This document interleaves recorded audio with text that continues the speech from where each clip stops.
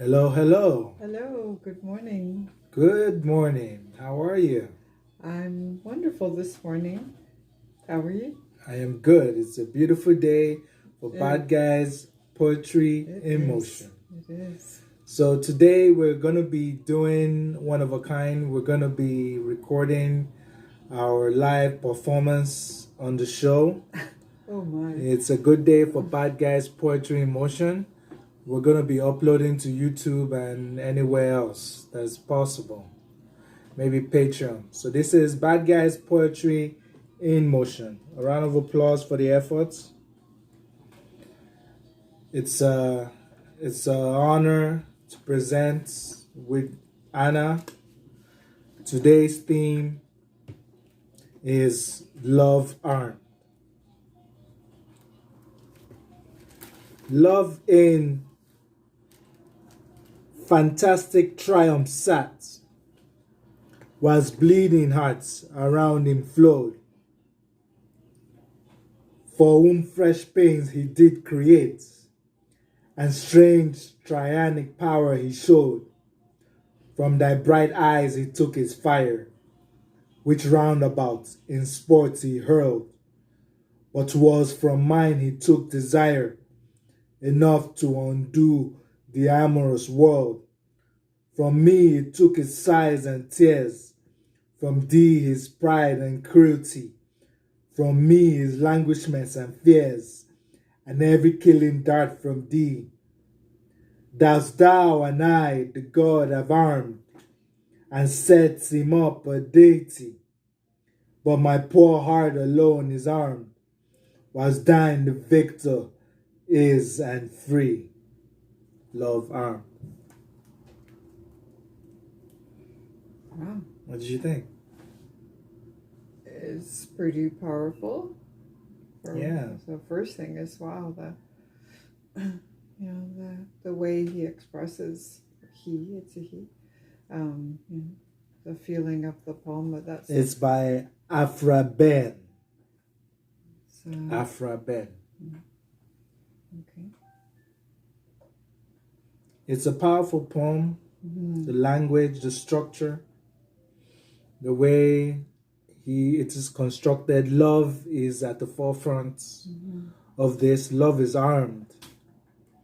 That is, we should arm ourselves with love. If there was anything, Good people idea. that want to arm themselves with guns and do unlawful things can think twice and arm themselves with love and kindness. Yeah. This poem, the impact that it has is a very good impact. It makes me feel good. It makes me feel as though I can transport myself into this picture where I arm myself with love and I'm able to create things. There are lines here that rhyme: armed, free, tears, fears, hurled, fire, desire, showed, hurled, flowed, showed, sat, creates. The lines that rhyme throughout the entire poem. Yeah, they're very strong too. Power words. Yeah, it seems like it. Yeah. It's a very interesting poem. Yeah. Love, again, like I said, is at the forefront. Whilst bleeding hearts around him flowed, from whom fresh pains he did create, and strange tyrannic power he showed, from the bright eyes he took his fire. Interesting. Wow, he took his fire. You can hear the metaphor throughout the... Yeah. From thee his pride and cruelty, from me his languishments and fears. The metaphors, the adjectives, the words that are being used are supposed to really spark something in the reader. Yeah, yeah. The poet is being cautious of this. Yeah. But the strength of the language has a great impact, I think, when you read it, because you can really hear the presence in the lines, you know, very strong. Very strong person, I think. That's very, very interesting. All right. So we'll move on to the next poem for the day. Anna, what do you have for us?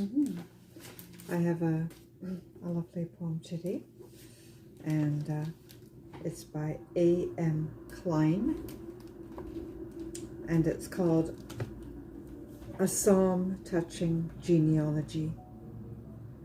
Nor soul was I born, but entire Genesis, for to the fathers that begat me, this body is residence.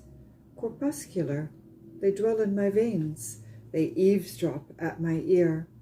They circle, as with Taurus round my skull, in exit and in entrance all day pull. The latches of my heart descend and rise, and there look generations through my eyes. A.M. Klein. Say that again, sir. A.M. Klein. A.M. Klein. That's the poet, Klein, yeah. And a psalm touching Is there a pen over there? Yeah, there you go. Thank you. Okay. That poem was good. It was well structured. Yeah. I'm just looking for anything else. And guess where they were born? Yeah, where they were born in the Ukraine. In Ukraine? Yeah. This poet, it's a he actually, Abraham.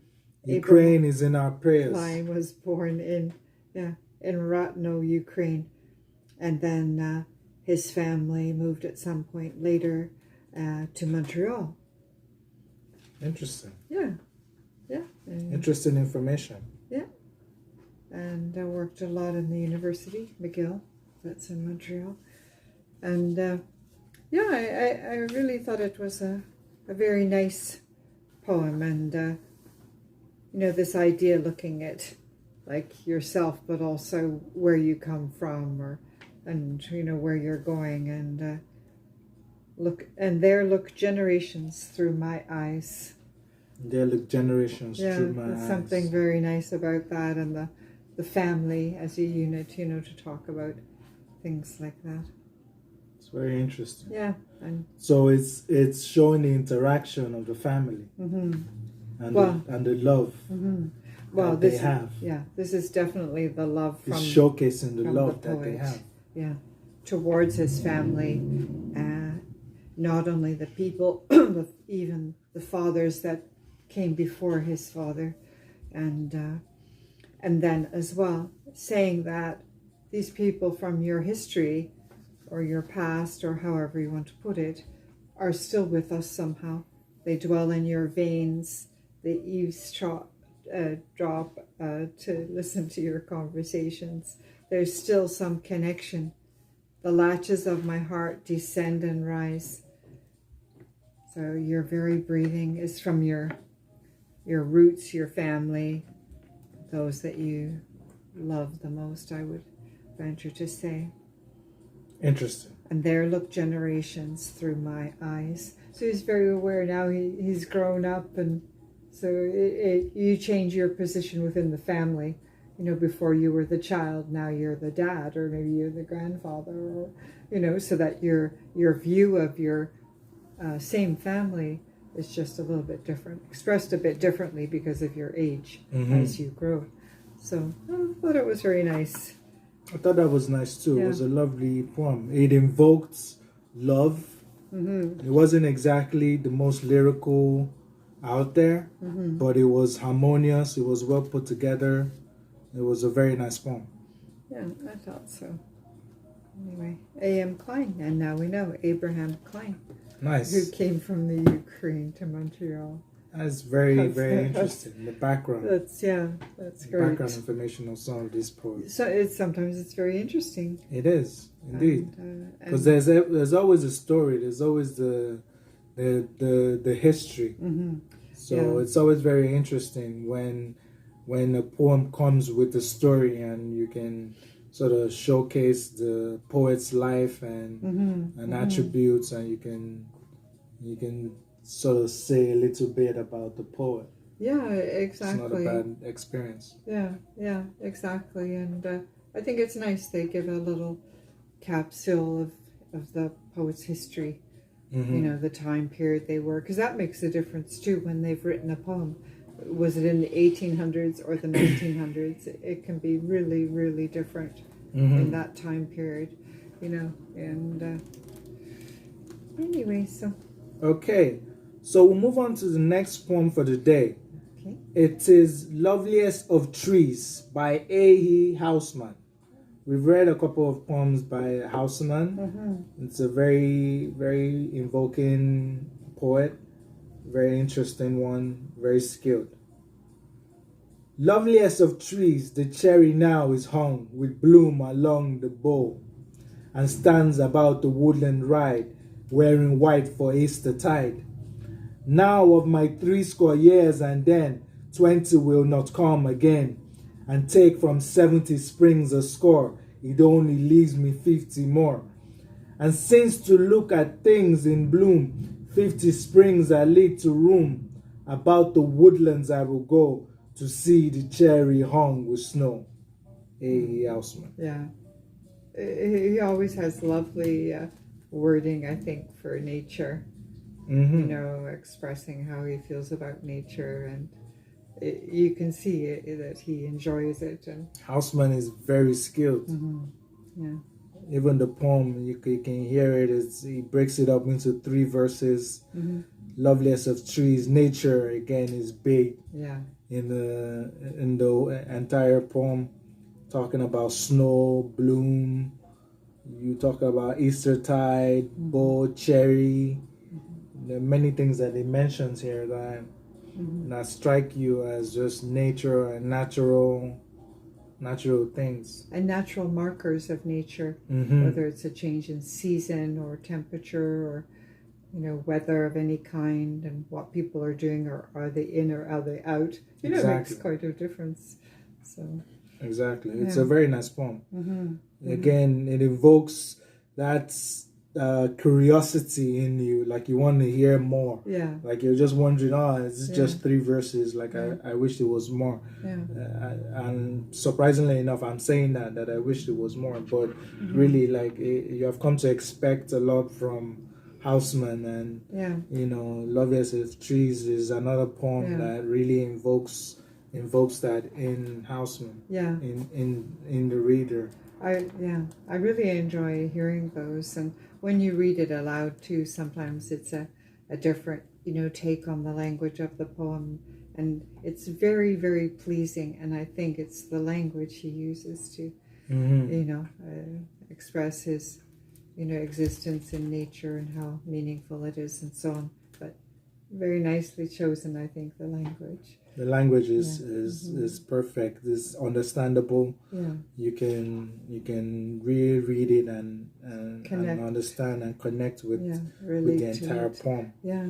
Like people that are first timers with poetry, if you want to try your hands with poetry, there's always that ability to create something describing nature, using nature as your landmark, to be able to start your poetic career, or start to do something poetic. Or what's the environment like where you live? That's something too. You can look at it. Is there lots of trees? Is it a small place, or is it rolling or flat? Just start thinking of what is it like around me where I live, and write some words down and see if that inspires you at all. It's just a game, to try. Exactly. You could always engage yourself in poetry. Exactly. It's just the best sort of feeling.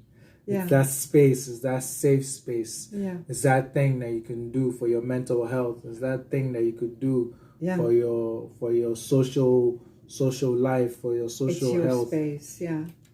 And I think that's important too. It's very much your own space. You don't need to share it. You can sit quietly in a separate room in the house, or in your bedroom, or even out on a park bench if you feel comfortable, and have a pen. Mm-hmm. Have a pen handy. Yeah, yeah. And just give it a try and see what you think. Exactly. We recommend it. All right, so we'll move on to the next poem for the day. Anna, what do you have for us? I've read a poem from this poet before, and her name is Anne Elizabeth Carson.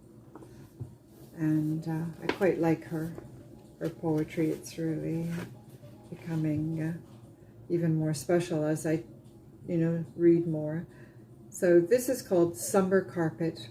And seeing as we're not that far from summer, I thought it was nice to read.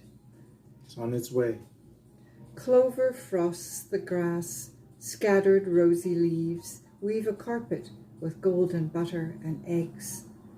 Guide the daisies and rusty Indian paintbrush through the shrubby backdrop.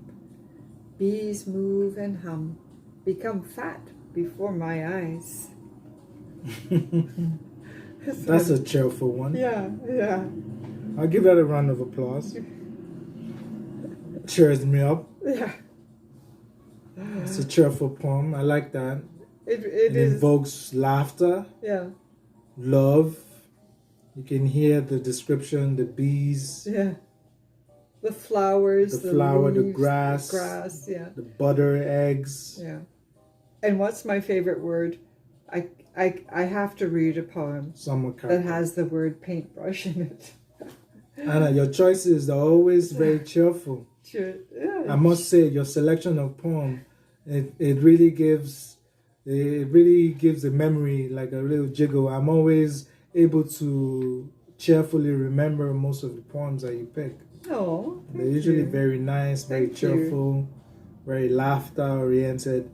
I think I tend to go for a little bit more dark, anonymous poetry. What is this saying? But it's all the variety. It's all good. We bring you the variety. Yeah. It's all good. It's all good. That's Bad Guys Poetry in Motion. Yeah. All right, that's good. So, did you want to make any more comments about the poem, maybe? No, I just, as I said, I quite like this poet, Anne Elizabeth Carson. And let me see if I can just quickly access. It doesn't say right away. Anyway, she's written several books of poetry. She has written some stories as well. And even this book that she has her poems published in is called Laundry Lines, which is kind of a cute idea of laundry lines holding the clothes of her poetry. And she's written for magazines, and she's really been different things. A lot of poets I find are like that. They've had different jobs. Different. There's a lot of things in their background. Yeah, exactly. And look at yourself, for instance. Like you've done a lot of things in your past. Oh, have I? And you're still doing more in your future. I haven't stopped. You haven't stopped. No, no. And apparently, the title of this book, which is Laundry Lines, is taken from a poetic exploration of similarities between the coded language used by women and by those working on the Underground Railway. Oh. Yeah. For instance, it says the positioning of the laundry on a line could tell something, maybe something, a story or something private to the neighbors when they look at your laundry.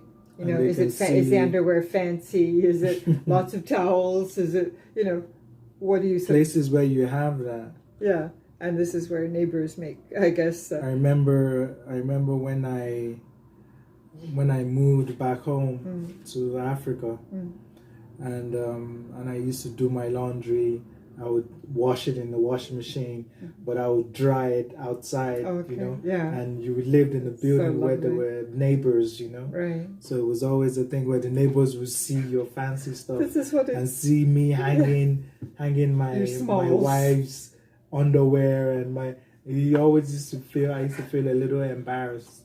So there's always a story there, you know. There's always. That's a why story there's with words. laundry lines. Yeah, It's that's very why there's interesting. words like smalls to describe your underwear, so that you don't even have to say that word. Oh, It interesting. seems kind of like a funny word.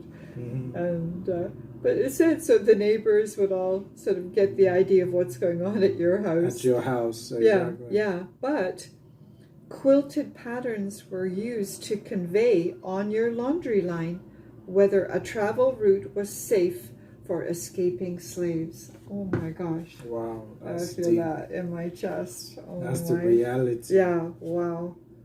That is That's not fun at all. no. That was real. Yeah. And she says that when she's writing poetry, she draws on her experience as a psychotherapist and writer to explore the role of women's hidden language and how we communicate a rich subterranean world of emotion and knowledge subtly to one another in the same way that quilted shapes hung along roadways were a wordless language that helped black slaves escape to Canada. Okay. Very interesting. Very interesting. Yeah. Nice. Yeah. Very interesting. We'll move on to the final poem for the day. It's called An Angel in the House by Lee Hunt, 1784-1859. That's a little far back. Yeah. How sweet it were if without feeble fright or dying of the dreadful bitter sight, an angel came to us, and we could bear to see him issue from the silent air at evening in our room, and bend on ours his divine eyes, and bring us from his bowers news of dear friends and children who have never been dead indeed, as we shall know forever.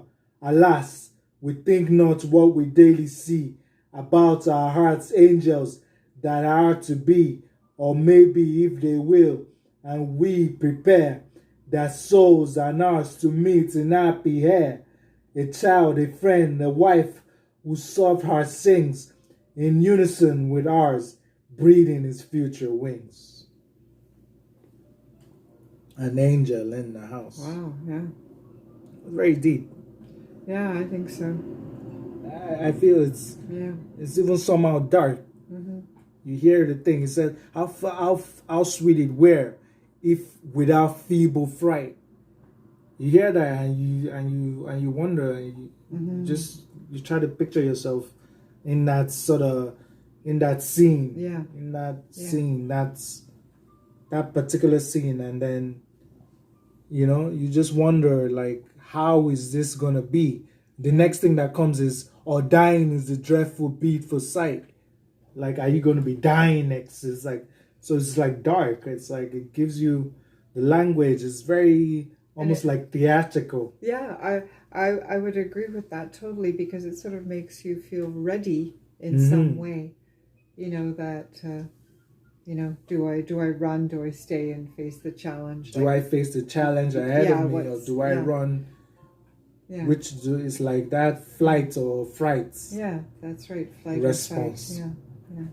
Yeah. And you wonder, it's like, it's a very interesting poem. Yeah. It's not talking about love or anything like that, or it's just saying the angel in the house is bringing the news, bringing his friends of children who had been dead indeed, we shall know forever. Talking about, almost like remembering the children that were killed in the Texas shooting. Remembering the lost ones, also the adults that also lost their lives that day. Yeah. And all these other occurrences of violence in the world. Ukraine, for instance, in our prayers, all the violence going on there, all the violence in Iraq, in Afghanistan, in every other country. It made me think of Afghanistan. It did. That was my first thought, was the people there. Exactly. living this life and We have to, you know, we dodging bullets to get from every A to- day yeah. just because Every you want day. to go and buy necessities. You want to go and buy food. You want to go and get water. Yeah. You can be shot. You can be killed. And you take a chance because the rest of your family is at home. It's a very waiting for you to come back. It's a very real situation for a Absolutely, lot, or for a lot of people. Yeah. And we're lucky that we're here in Canada, and we are not going through what they're going through, the hardships that people are going through. They're one of many countries. Yeah. One of many countries that are safe like that, that have the social welfare system really working for the people. Or challenges of getting through every day in their societies. Exactly. So well, we've come to the end of the poetry for the day. Yeah. We just have our parting wishes and our parting messages, which is to show kindness. Show kindness. Show kindness. It makes a difference. Give support where support is needed, where support is necessary, where support can be given in any weight, in any form, any way that you can, in any particular shape or size. Yeah. It's the effort and it's the thought behind it that counts. If you're giving, that counts a lot. Do your bit, contribute to your society. Contribute, yeah. Like I always say, if you reincarnate and you come back, it's going to be a better place. And if we're not coming back, then it's sayonara, and you do your bit and pay it forward. So we'll leave that there for the day. It's been a wonderful day. So you'd be able to access this Bad Guy Poetry in Motion under Bad Guy The Alchemy on YouTube, and it's and I'm gonna try and see if I can put it on Patreon or put it on anywhere else. Okay. It's been an interesting one, recording visuals. I think it's something that could stay, and it's something that we could do maybe from time to time. All right, so we'll leave that there for the day. Yeah, it sounds good. Take care, everyone. Take care, and God bless. God bless.